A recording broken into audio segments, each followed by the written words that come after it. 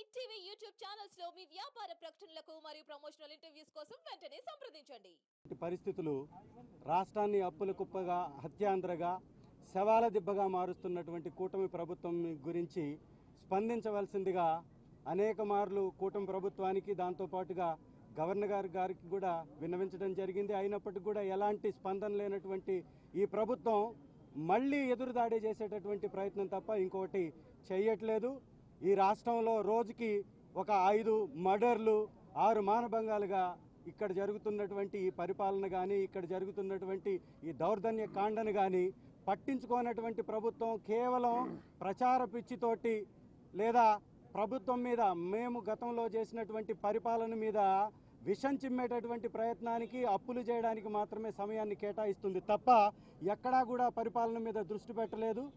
ప్రభుత్వంలో ఉన్నటువంటి ఏ ఒక్క వ్యవస్థ కూడా పని చేస్తుందా ఈరోజు అంటే ఖచ్చితంగా పని చేయట్లేదని మనం ఖచ్చితంగా చెప్పొచ్చు. ఎందుకంటే ముఖ్యమంత్రిగా ఉన్నటువంటి వ్యక్తి కానీ, డిప్యూటీ చీఫ్ మినిస్టర్గా ఉన్నటువంటి వ్యక్తి కానీ, హోంమంత్రిగా ఉన్నటువంటి వ్యక్తి కానీ ఎక్కడైతే దమనకాండ జరుగుతుందో, ఎక్కడైతే దాష్టికాలు జరుగుతున్నాయో, ఎక్కడైతే హత్యలు జరుగుతున్నాయో ఆ కుటుంబాలని పరామర్శించడానికి వెళ్ళినటువంటి ప్రతిపక్ష నాయకుడు మా అధ్యక్షుల వర్యుల మీద చలోక్తులు చేస్తూ వారి మీద తప్పుడు ప్రచారం చేయడానికి మాత్రమే వారి యొక్క టైం అంతా కేటాయిస్తున్నారు తప్ప వారు ఇచ్చినటువంటి హామీలను బట్టి కానీ, వారు చేయాల్సినటువంటి ఈ యొక్క పథకాల ఇంప్లిమెంటేషన్లో కానీ ఎలాంటి దృష్టి లేనటువంటి ఈ ప్రభుత్వం వాటి నుంచి ప్రజల దృష్టిని మరల్చడానికి ఈ హత్యాకాండని మొదలుపెట్టింది.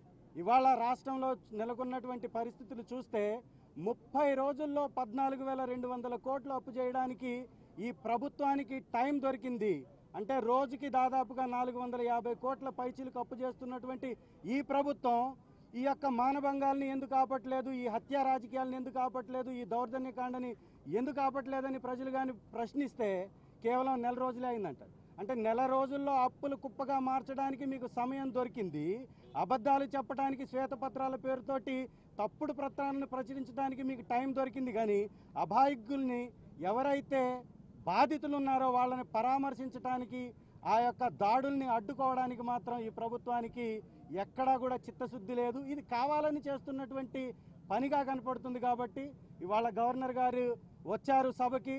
గవర్నర్ గారి దృష్టికి కూడా విషయాన్ని తీసుకెళ్లడం కోసం వారిని కూడా డెమోక్రసీ సేవ్ చేయవలసిందిగా, ప్రజాస్వామ్యాన్ని కాపాడవలసిందిగా, ఈ రాష్ట్రంలో జరుగుతున్నటువంటి దాడుల నుంచి వైఎస్ఆర్ కాంగ్రెస్ పార్టీ శ్రేణుల్ని, ప్రజల్ని కాపాడవలసిందిగా, దాని మీద స్పందించవలసిందిగా వారిని కూడా విన్నవించడం జరిగింది, వారిని కూడా కోరడం జరిగింది. కానీ వారు పట్టించుకోలేదు. కాబట్టి మేము సభ నుంచి బయటకు రావాల్సినటువంటి పరిస్థితి ఏర్పడింది.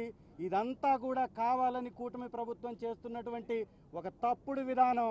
కేవలం వారు ఇచ్చినటువంటి హామీల నుంచి తప్పించుకోవటానికి చరిత్రలో ఎవ్వరూ లేనటువంటి, ఎవ్వరూ చేయనటువంటి విధంగా ఓటాన్ బడ్జెట్ ప్రవేశపెడుతుంది.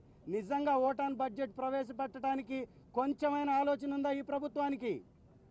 ఓటాన్ బడ్జెట్ అనేది 1 నెల 2 నెలలు కాలం అయితే పర్వాలేదు, 7-8 నెలల కాలం ఓటాన్ బడ్జెట్లో కాలయాపన ఎందుకు చేస్తుందో ఒక్కసారి ఆలోచించాలి.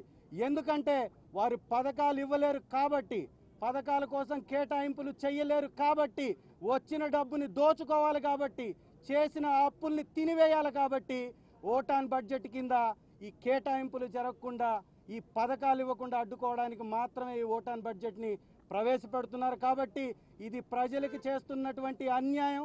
ఈ కూటమి ప్రభుత్వం యొక్క విధానంగా మనం పరిగణించాలి. ఇదే విషయాన్ని జాతీయ స్థాయిలో కూడా తీసుకెళ్లడానికి రేపు ఢిల్లీలో కూడా ధర్నా చేయబోతున్నాం. ప్రధానమంత్రి గారి దృష్టికి తీసుకెళ్ళాం, అలాగే హోంమంత్రి గారి దృష్టికి కూడా తీసుకెళ్ళాం. దీని మీద వారిని కూడా స్పందించవలసిందిగా మేము డిమాండ్ చేశాం. ఎందుకంటే ఈ రాష్ట్రంలో 30 రోజుల నుంచి ఈ దమనకాండని ఆపేసేటువంటి ఆలోచన ఈ ప్రభుత్వానికి లేదు. పైపెచ్చు ఈ హోంమంత్రి గారు కూడా మీడియా సమావేశాలు పెట్టి కామెడీ పండిస్తూ చనిపోయినటువంటి కుటుంబాలని పరామర్శించకపోగా అది వారి వ్యక్తిగత కారణాలతోటి చనిపోయారని ఒక అబద్ధపు ప్రచారం చేయడం అనేది ఇది హర్షించదగ్గ విషయం కాదు. తీవ్రంగా ఖండించాలి. ప్రజాస్వామ్యవాదులు, ఇంటెలెక్చువల్స్ దీని మీద మాట్లాడాలి. ఈ రాష్ట్రంలో జరుగుతున్నటువంటి ఈ దమనకాండని ఆపడానికి ప్రతి ఒక్కరు కూడా చైతన్యంగా ముందుకు రావాలని మీ అందరిని కూడా కోరుతున్నాం. కొన్ని మీడియా వ్యవస్థల్ని కొన్ని మీడియా సంస్థల్ని వాళ్ళ జేబు సంస్థలుగా మార్చుకున్నటువంటి కూటమి ప్రభుత్వం అదే పనిగా దాడులు చేస్తూ ఆ దాడులను బయటకు రానివ్వకుండా ఆ దాడుల్ని బయట ప్రజలకి చేరనివ్వకుండా వారి యొక్క మీడియా వ్యవస్థల్లో తప్పుడు ప్రచారం చేస్తున్నారు. ఇది కూడా నార్మల్ మీడియా వ్యవస్థలన్నీ కూడా ఖండించాలి, చూపించాలి. నాయకుల మీద దాడులు, కార్యకర్తల మీద దాడులు, ఎవరు మాట్లాడితే వారి మీద దాడులు చేయడం వారి విధానంగా మార్చుకొని భయభ్రాంతులకి గురి చేసి వారి ఇష్టారాజ్యంగా ఈ రాష్ట్రాన్ని దోచుకోవాలనేదే వారి ఆలోచన. కాబట్టి అలాంటి దోపిడీకి అడ్డుగా నిలబడతాం. వైఎస్ఆర్ కాంగ్రెస్ పార్టీ ఈ యొక్క ప్రజల కోసం పోరాటం చేస్తుంది.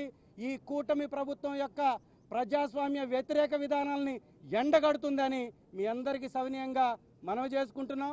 రేపు ఎట్టి పరిస్థితుల్లో ధర్నా కార్యక్రమం ఢిల్లీలో కూడా చేసి జాతీయ మీడియాలో దేశంలో కూడా దీని మీద చర్చ జరిగే విధంగా కృషి చేస్తామని మీ అందరికీ తెలియజేసుకుంటున్నా. Thank you. ఏ విధంగా ఈ ప్రభుత్వం ఫెయిల్ అయింది అనే విషయం మనం అర్థం చేసుకోవచ్చు. అసలు ఇంత ఘోరంగా రోజుకొక హత్య, రోజుకొక అత్యాచారం, భౌతిక దాడులు, వైఎస్ఆర్ కాంగ్రెస్ పార్టీ కార్యకర్తల మీద, నాయకుల తాలూకా ఆస్తుల మీద దాడులు చేస్తూ ఉన్నారంటే ఈ ప్రభుత్వం ఎంతగా భయపడుతుందో అర్థం చేసుకోవచ్చు. ఎన్నో అలవి కాని హామీలు ఇచ్చేశారు. అవి నెరవేర్చడానికి చేత కాక దాని నుంచి తప్పించుకోవడానికి ప్రశ్నించే గొంతుకైన వైఎస్ఆర్ కాంగ్రెస్ పార్టీ గొంతు నొక్కడానికి ఈ విధంగా ప్రయత్నిస్తూ ఉన్నారనేది క్లియర్గా అర్థమవుతూ ఉంది. ఈ రాష్ట్రంలో శాంతి భద్రతలు ఎంత దారుణంగా ఉన్నాయంటే ఆడపిల్లల తల్లిదండ్రులు తమ పిల్లల్ని బయటికి పంపాలంటే భయపడుతూ ఉన్న పరిస్థితి. ఆ రోజు మనం చూసాం, జగన్మోహన్ రెడ్డి గారు ముఖ్యమంత్రిగా ఉన్నప్పుడు పక్క రాష్ట్రంలో ఒక అమ్మాయి మీద అత్యాచారం జరిగితే అలాంటి సంఘటన మన రాష్ట్రంలో జరగకూడదనేసి దిశ యాప్, దిశ చట్టం లాంటివి తీసుకొచ్చారు. దిశ చట్టం కేంద్రంలో పెండింగ్లో ఉన్నా కూడా అందులో ఉన్న అంశాలన్నీ కూడా ఈ రాష్ట్రంలో అమలయ్యేట్టుగా చేశారు. అంత గొప్పగా లా అండ్ ఆర్డర్ కంట్రోల్ చేశారు జగన్మోహన్ రెడ్డి గారు. ఈ రోజు వీళ్ళు అధికారంలోకి వచ్చిన వెంటనే దిశ యాప్ లేదు, దిశ చట్టం లేదు అంటూ దాన్ని నిర్వీర్యం చేయడం వలన ఇలాంటి దుర్మార్గులు విజృంభిస్తూ ఇలాంటి అత్యాచారాలు, హత్యలు ఆడపిల్లల మీద చేస్తూ ఉన్న పరిస్థితి మనకు అర్థమవుతూ ఉంది.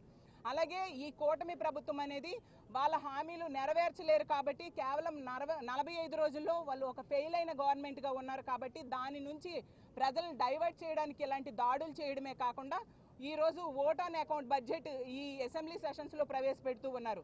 అసలు మన ఆంధ్రప్రదేశ్ రాష్ట్రంలో 7 నెలల వరుసగా ఓట్ ఆన్ అకౌంట్ బడ్జెట్ ప్రవేశపెట్టడం ఎక్కడైనా చూసామా? అది వీళ్ళు పెడుతున్నారంటే వాళ్ళ హామీలు నెరవేర్చడం చేత కాక ఈ విధంగా ఓట్ ఆన్ అకౌంట్ బడ్జెట్కి వెళ్ళారు. ఫుల్ టైం బడ్జెట్ పెట్టడం చేత కాక, పెట్టలేక ఈ విధంగా పెట్టే పరిస్థితి. అంత ఘోరంగా ఈ రాష్ట్ర పరిపాలన ఈ కూటమి ప్రభుత్వం ఆధ్వర్యంలో సాగుతూ ఉన్న పరిస్థితి మనం చూసాం. అలాగే ప్రశ్నించే పార్టీ వైఎస్ఆర్ కాంగ్రెస్ పార్టీ. ఇప్పుడు ఉన్న పార్టీలన్నీ కూడా అధికార పక్షం. అలాంటి ఇప్పుడు వైఎస్ఆర్ కాంగ్రెస్ పార్టీ ప్రతిపక్షంలో ఉంది. ప్రతిపక్ష హోదా ఇస్తే వీళ్ళు తాలూకా హామీలు అమలు చేయలేదనే విషయాన్ని ప్రశ్నిస్తారు అని చెప్పి మా పార్టీకి కానీ మా నాయకుడైన జగన్మోహన్ రెడ్డి గారికి కానీ ప్రతిపక్ష హోదా ఇవ్వని పరిస్థితి. ఎందుకంటే వీళ్ళు భయపడిపోతూ ఉన్నారు, ఎక్కడ వీళ్ళు ప్రశ్నిస్తారా అని చెప్పి. కానీ ప్రజలన్నీ గమనిస్తూ ఉన్నారు. మనం చూస్తే గత 45 రోజుల్లో 36 మంది హత్య కావించబడ్డారు. 35 మంది తెలుగుదేశం పార్టీ నాయకుల తాలూకా హెరాస్మెంట్ భరించలేక 35 మంది ఆత్మహత్య చేసుకోవడం జరిగింది. 300 మంది మీద హత్యాయత్నం జరగడం మనం చూసాం. ఇన్ని రకాలుగా లా అండ్ ఆర్డర్ చాలా దారుణంగా దెబ్బతినింది ఈ ఆంధ్రప్రదేశ్ రాష్ట్రంలో. అందువల్ల ఇక్కడ రాష్ట్రపతి పాలన కావాలి అని మా వైఎస్ఆర్ కాంగ్రెస్ పార్టీ డిమాండ్ చేస్తూ ఉంది. ప్రజల గొంతుకైన వైఎస్ఆర్ కాంగ్రెస్ పార్టీని, ప్రశ్నించే గొంతుకైన వైఎస్ఆర్ కాంగ్రెస్ పార్టీని వీళ్ళు గొంతు నొక్కడానికి ఎంత ప్రయత్నించినా కూడా ప్రజల సపోర్ట్తో, ప్రజల మద్దతుతో మేము ప్రజా పోరాటాలకి రానున్న రోజుల్లో మరింత ఉధృతం చేస్తాం, సిద్ధపడతామని తెలియజేస్తూ ఉన్నాను. అలాగే ఢిల్లీలో ఎల్లుండి మా పార్టీ ఆధ్వర్యంలో ఈ దారుణాలన్నిటి మీద ధర్నా చేసి అక్కడ ఫోటో ఎగ్జిబిషన్ కూడా, వీడియో ఎగ్జిబిషన్ కూడా పెట్టి కేంద్ర స్థాయిలో పెద్దల దృష్టిలో కూడా పెట్టి ఇక్కడ శాంతి భద్రతలు నెలకొట్టేట్టుగా డిమాండ్ చేస్తామని తెలియజేస్తూ ఉన్నాను. ఇలాంటి పరిస్థితులు మానండి, ఈ రాష్ట్రంలో శాంతి భద్రతలు కంట్రోల్లో ఉండాల్సిందిగా కోరుతున్నాను. అలాగే హోమ్ మినిస్టర్ అనిత గారు, ఆవిడ ఒక మహిళా హోమ్ మినిస్టర్ అయ్యుండి కూడా ఎంత దారుణంగా ప్రతిపక్ష నేత అయిన జగన్మోహన్ రెడ్డి గారి గురించి మాట్లాడుతున్నారో మనం నిన్న చూసాం.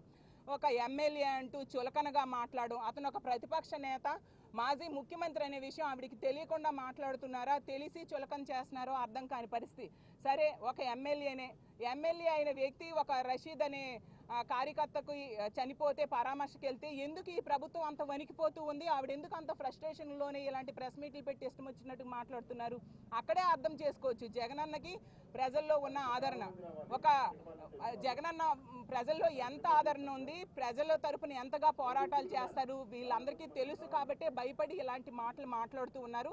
అసలు తన పక్క నియోజకవర్గంలో దర్శిని అనే అమ్మాయి చనిపోతే చావుకు కారణం ఆ ఇంట్లో వాళ్ళు ఎన్నిసార్లు పోలీసులు కంప్లైంట్ ఇచ్చినా కూడా పట్టించుకోకుండా నిర్లక్ష్యం చేయడం వల్ల ఆ దుర్మార్గుడు సురేష్ అనే వ్యక్తి గొంతు కోసి చంపిస్తే కనీసం పరామర్శ చేయలేదు సరికదా. దర్శినికి పోస్ట్ మార్టంకి కూడా కనీసం ఆర్థిక సహాయం ప్రభుత్వం చేయని చేతకాని ప్రభుత్వం ఇది.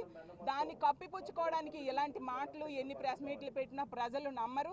తన సొంత నియోజకవర్గంలో 2 మహిళలకి బట్టలు చింపి తెలుగుదేశం పార్టీ కార్యకర్తలు దారుణంగా దండించినా కూడా ఆ మహిళల మీదే మళ్ళీ తిరుగు కేసు పెట్టించిన దారుణమైన పరిస్థితులు హోమ్ మినిస్టర్ గారి సొంత నియోజకవర్గంలో ఉన్నాయి. అలాగే ఆ ముచ్చిమర్రి సంఘటన నిజంగా ప్రజాస్వామ్యం సిగ్గుపడేట్టుగా ఆ అమ్మాయిని చంపేసి ఇన్ని రోజులైనా కూడా డెడ్ బాడీ దొరకపోవడం ప్రభుత్వం తాలూకా చేతగానితనం. ఆ పేరెంట్స్ ఎంతగానో కోరుకుంటున్నారు సీఎం అయినా డిప్యూటీ సీఎం అయినా హోమ్ మినిస్టర్ అయినా పరామర్శకు రండి, ధైర్యం చెప్పండి అని. కానీ ఎవ్వరూ కూడా ఇప్పటి వరకు వెళ్ళని పరిస్థితి. దీన్ని బట్టి అర్థమవుతుంది ఎంత ప్రజా సమస్యలైనా ప్రజల బాధలైనా వీళ్ళకి ఎంత తేలిక భావము చులకన భావము అని. కాబట్టి మేమందరము కూడా మా వైఎస్ఆర్ కాంగ్రెస్ పార్టీ ఆధ్వర్యంలో ప్రజల తరపున పోరాటం చేయడానికి సిద్ధంగా ఉన్నాము. అలాగే ఢిల్లీలో భారీగా ధర్నా చేయబోతున్నామని తెలియజేసుకుంటూ సెలవు తీసుకుంటున్నాను. హిట్ టీవీ యాప్ ని డౌన్లోడ్ చేసుకోండి. ఇందులో short news, live news, entertainment movies అన్ని అవైలబుల్ గా ఉన్నాయి. Please download Hit TV app. Hit TV app. Hit TV యాప్ని ఫ్రీగా డౌన్లోడ్ చేసుకోండి.